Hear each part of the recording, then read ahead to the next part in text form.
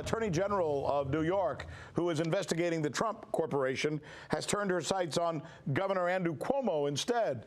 And she's hitting him hard by releasing a report that says he sexually harassed up to 11 women who accuse Cuomo of inappropriate comments and unwanted touching.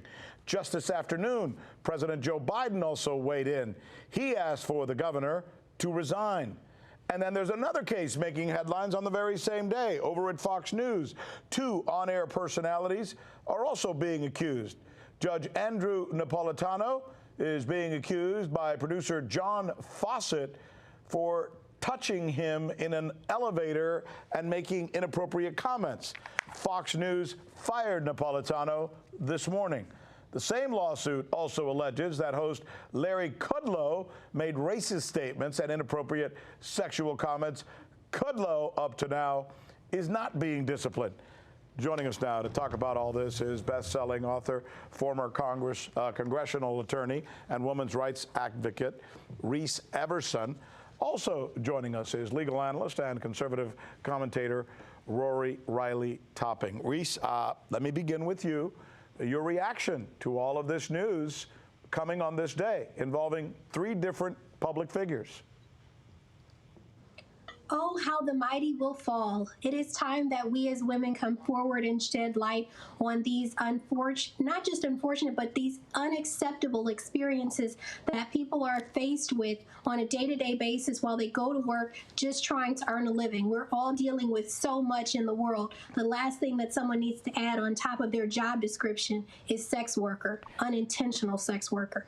Rory, it's interesting the way you put that, unintentional sex worker. I think that's probably one of the best descriptions I've ever heard, casting aspersions at what happens in the workplace all too often. Rory, let me bring you into this. Are you surprised by the effectiveness, the quickness of this decision that seems to be resolutely putting Governor Cuomo in his place?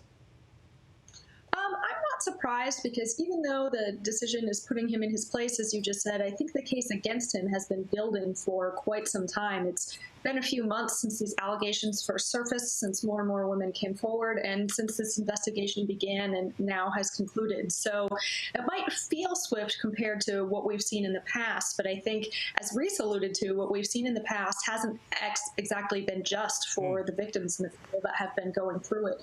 So I think we're certainly seeing a societal shift in terms of what our level of tolerance is for this sort of thing, and I think that's a good thing. Let me ask you guys a question that is reverberating, I should say, in the minds of our viewers, who I guarantee you are sitting at home. Depends on their demographic breakdown, depending on how old they are, but some of them are thinking this. So you've got one group of people who are saying, as you said, Reese, finally, women are getting their day in court. You've got another group of people in our audience who are watching us have this conversation, who are saying this thing is going overboard. I mean, any woman can now just come up and make an accusation, and some guy who may have done something dumb instead is going to have to lose his job and his career. Reese, you first. Answer that guy, that woman who may be watching this newscast and thinking that.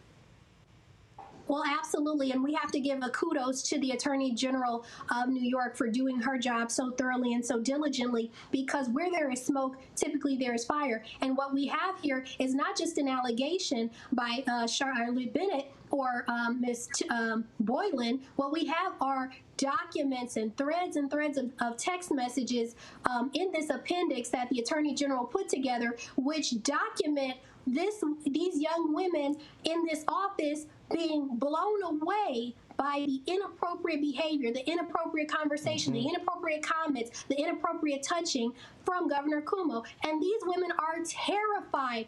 I literally teared up as I read some of the accounts of how women were talking to their mom or talking to their family members or their coworkers and being terrified and not knowing where to go, who to talk to, and being afraid to tell someone in the office for fear of retaliation and losing their job. So there's absolutely a lot of evidence here that points to the fact that this is more than just an allegation. Exactly. And I think that's a very important point. It's not about just raising your hand and saying, oh, something happened. It's about documentation that takes us through a very full-throated story.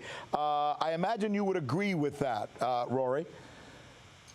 Yes, I would. And I think that you are absolutely right that there has to be a balancing act. It's not just somebody said something, but, oftentimes there is at least some sort of documentation. In this instance against Governor Cuomo, there was a lot of documentation. That's not always the case. And I think if we look at other political figures, we see that not every allegation ruins someone's career. Look no further than Tara Reade's allegation against Joe Biden. Joe Biden is the president. Can I help you with that, since you're going to make that point? 26 women have come forward and said that the former president of the United States raped them.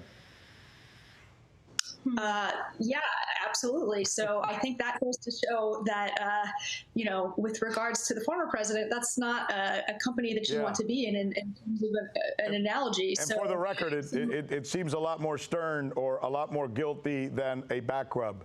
So my thanks to both of you for joining us and sharing your comments with us. It's a fascinating conversation, and I'm so glad that we had it. That's our news. Thanks so much for being with us.